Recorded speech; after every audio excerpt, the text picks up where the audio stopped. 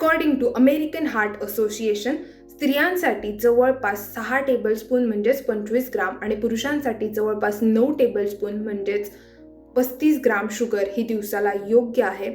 याच्यापेक्षा जास्त साखर ही शरीरासाठी हानिकारक ठरू शकते. म्हणजेच जवळपास स्त्रियांसाठी त्या होतात 100 कॅलरीज आणि पुरुषांसाठी त्या होतात जवळपास 150 कॅलरीज.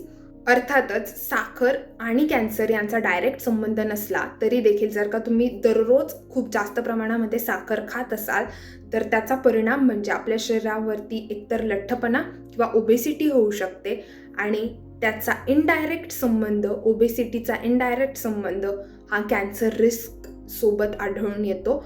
जवळपास ओबेसिटीमुळे 13 वेगवेगळ्या प्रकारचा कॅन्सर होण्याची रिस्क आढळून आली आहे. सो शक्यतो जेवढी साखर म्हणजेच शुगर कट डाऊन करता येईल तेवढी शरीरासाठी उत्तम असेल.